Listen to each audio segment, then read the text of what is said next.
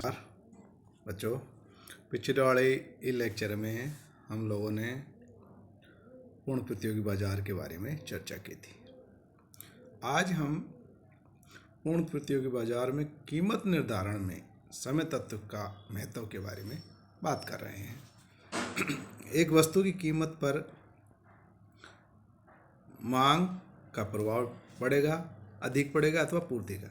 यह इस बात पर निर्भर करता है कि मांग तथा पूर्ति को समन्वित होने के लिए कितना समय मिल रहा है। कीमत निर्धारण में समय तत्व के महत्व की विवेचना प्रोफेसर मास ने की। उनके अनुसार समय जितना कम होगा, कीमत पर उतना ही मांग का प्रभाव अधिक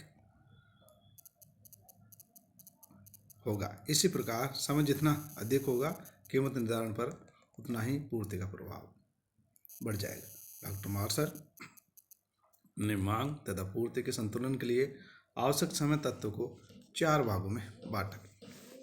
नंबर 1 अति अल्पकाल, नंबर 2 अल्पकाल, नंबर 3 दीर्घकाल और नंबर 4 अति दीर्घकाल। बात करते हैं अति अल्पकाल की। अति अल्पकाल समय की वह अवधि है जिसमें किसी वस्तु की पूर्ति को उसके वर्तमान स्टॉक से अधिक नहीं बढ़ाया जा सकता।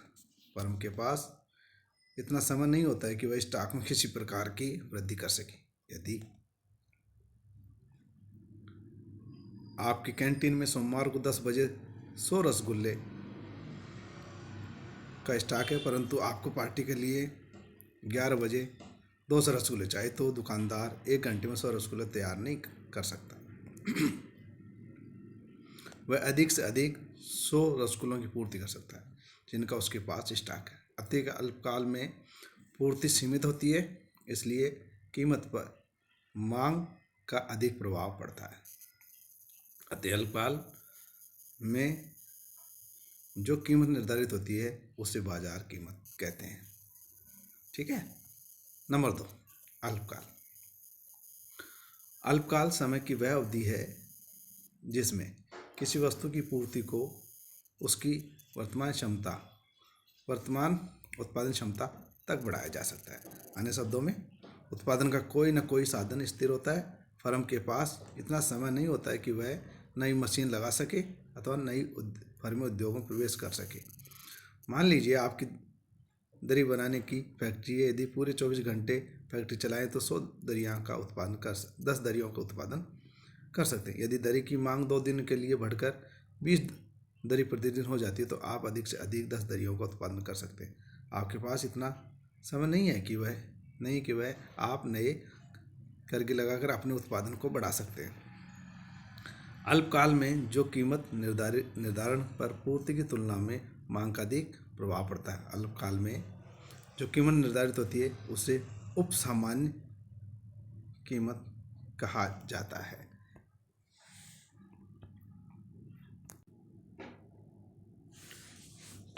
दीर्घकाल। नेक्स्ट है दीर्घकाल। दीर्घकाल समय की वह अवधि है जिसमें किसी वस्तु की पूर्ति को उसकी मांग के अनुसार कम या अधिक किया जा सकता है। अन्य शब्दों में, उत्पादन के सभी साधन परिवर्तनशील होते हैं। यदि मांग बढ़ जाती है तो पूर्ति को बढ़ाने के लिए नई मशीनें लगाई जा सकती हैं तथा नई फर्में स्थापित की जा सकती हैं। इसके विपरीत, यदि मांग कम है तो कुछ फर्में अपना काम बंद कर देंगी। दीर्घकाल में कीमत निर्धारण में मांग की तुलना में पूर्ति का अधिक प्रभाव पड़ता है। दीर्घकाल में जो कीमत निर्धारित होती है उसे सामान्य कीमत कहा जाता है। नेक्स्ट है अति दीर्घकाल। अति दीर्घकाल समय की वह अवधि है जिसमें मांग तथा पूर्ति दोनों में ही बुनियादी परिवर्तन किए जा सकते हैं। जनसंख्या के आकार, लोगों की रुचि तथा आदतों में होने वाले परिवर्तन का प्रभाव मांग पर पड़ता है। उत्पादन की तकनीकों तथा नए आविष्कारों का प्रभाव पूर्ति पर पड़ता है। इस अवस्था में जो कीमत निर्धारित होती है उसे अति दीर्घकालीन कीमत कहते हैं। इसमें व्यापारिक उतार चढ़ाव आते रहते हैं। अल्पकाल तथा दीर्घकाल में अंतर। अल्पकाल तथा दीर्घकाल में मुख्य अंतर निम्नलिखित हैं। अल्पकाल में केवल परिवर्तनशील साधनों में परिवर्तन करके पूर्ति में परिवर्तन किया जा सकता है। कुछ साधन स्थिर होते हैं, उनमें परिवर्तन नहीं किया जा सकता। इसके विपरीत दीर्घकाल में सभी साधनों परिवर्तनशील होते हैं, पूर्ति में मांग के अनुसार परिवर्तन किया जा सकता है। अल्पकाल में वर्तमान फर्म नए प्लांट नहीं लगा सकती तथा नई फर्में उद्योग में प्रवेश नहीं कर सकती और पुरानी फर्में उद्योग छोड़कर नहीं जा सकती। दीर्घकाल में वर्तमान फर्म तथा प्लांट लगा सकती हैं और पुरानी फर्में उद्योग को छोड़ सकती हैं, नई फर्में उद्योग में प्रवेश कर सकती हैं। अल्पकाल में पूर्ति को केवल वर्तमान क्षमता तक बढ़ाया जा सकता है। दीर्घकाल में पूर्ति को मांग के अनुसार अधिक या कम किया जाता है। अल्पकाल में कीमत के निर्धारण पर मांग का अपेक्षाकृत अधिक प्रभाव पड़ता है, परंतु समय के साथ साथ पूर्ति का महत्व तो बढ़ता जाता है। तथा दीर्घकाल में मांग और पूर्ति का महत्व एक दूसरे के बराबर हो जाता है।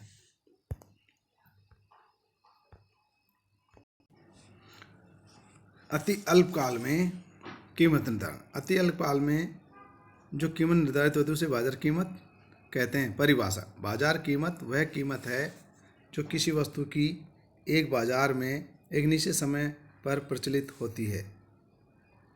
बाजार कीमत का निर्धारण: बाजार कीमत किसी वस्तु की एक निश्चित समय में प्रचलित कीमत है। मान लीजिए सुबह मंडी में टमाटर की कीमत 2 रुपये प्रति किलो थी और दोपहर को मांग बढ़ने पर कीमत बढ़कर 3 रुपये प्रति किलो हो गई। इन दोनों कीमतों को बाजार कीमत कहा जाएगा। यह कीमत अति अल्पकाल में निर्धारित होती है। अति अल्पकाल में मांग बढ़ने पर वस्तु की पूर्ति को केवल उसके स्टॉक तक बढ़ाया जा सकता है, इसलिए कीमत पर मांग का प्रभाव अधिक पड़ता है। मांग बढ़ने पर कीमत बढ़ जाती है तथा मांग कम होने कीमत कम हो जाती है, परंतु कीमत वही पर निर्धारित होती है जहां वस्तु की मांग और पूर्ति एक दूसरे के बराबर होती है। ऐसे बाजार में कीमत निर्धारण का अध्ययन करने के लिए वस्तुओं को 2 भागों में बांटा जाता है। एक नाशवान वस्तुएं, दूसरी टिकाऊ वस्तुएं।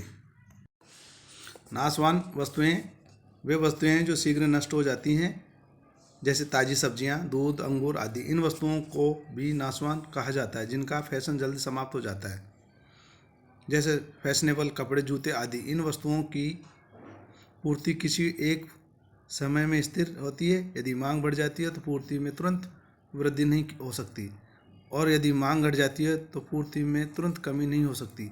इसलिए कीमत पर मांग का ही अधिक प्रभाव पड़ता है। मांग बढ़ने पर कीमत बढ़ जाती है तथा कम होने पर कीमत कम हो जाती है। नाशवान वस्तुओं की बाजार कीमत का निर्धारण इस चित्र के द्वारा भी बताया जा सकता है।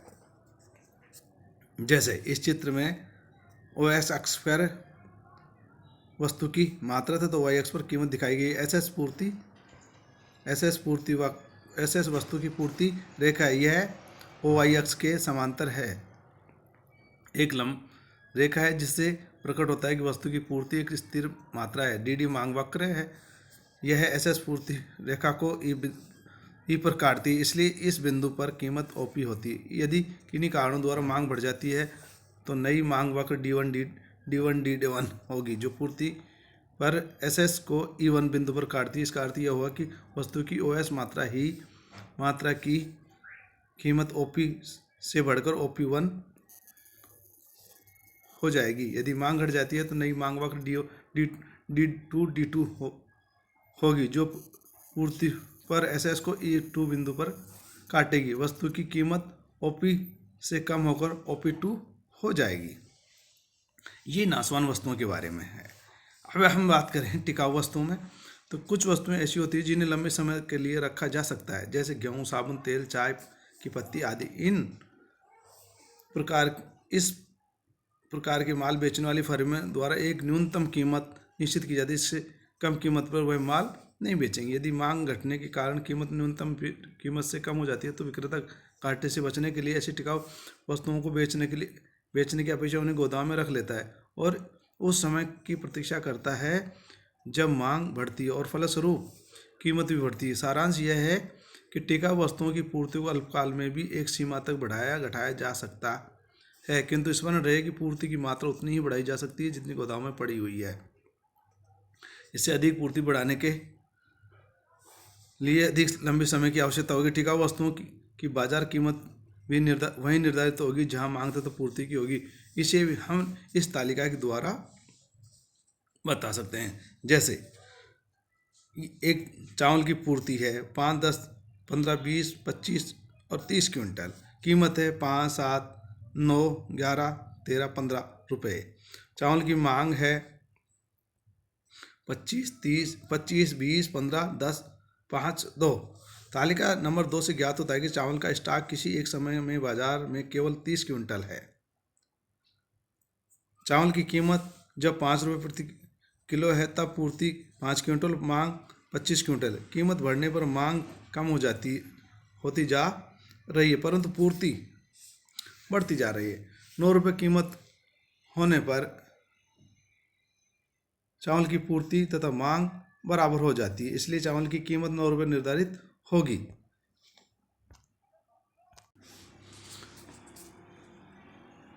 15 रुपये की कीमत पर सारा भंडार बिकने आ गया, इसलिए यदि कीमत 15 रुपये से बढ़ जाती है तो पूर्ति में कोई वृद्धि नहीं होगी। रेखा चित्र के द्वारा भी इसे हम बता सकते हैं। रेखा चित्र में जैसे कि इस रेखा चित्र में OX अक्ष पर चावल की मात्रा तथा Y अक्ष पर कीमत को मापी गई है।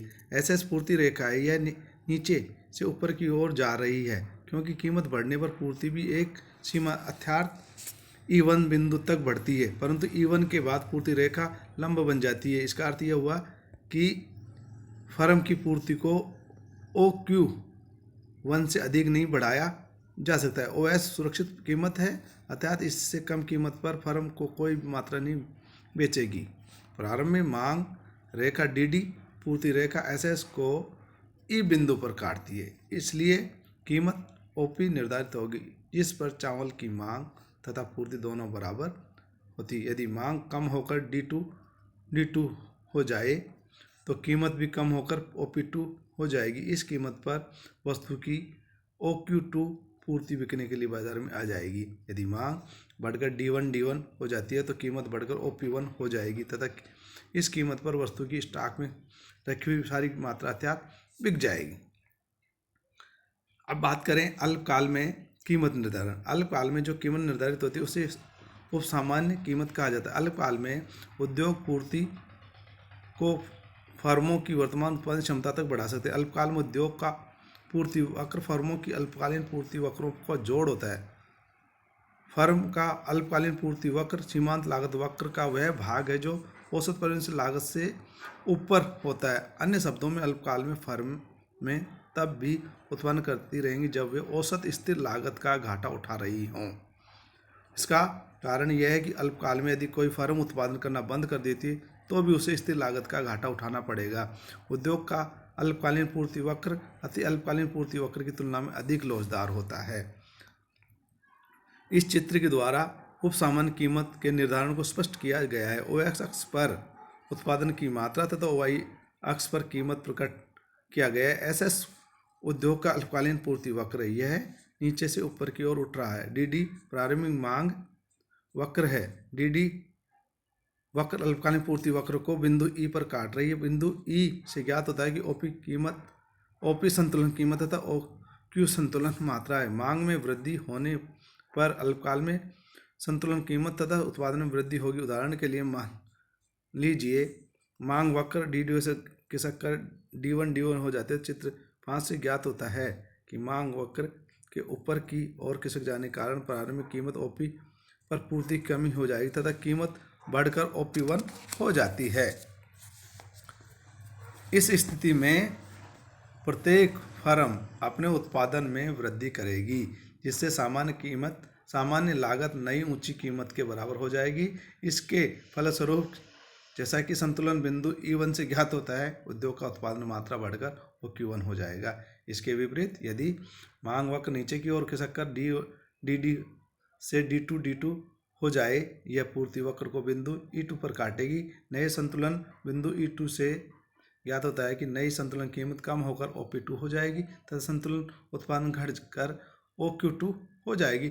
इस तरह से हम देखते हैं कि समय तत्व का कीमत निर्धारण में बहुत महत्वपूर्ण योगदान होता है।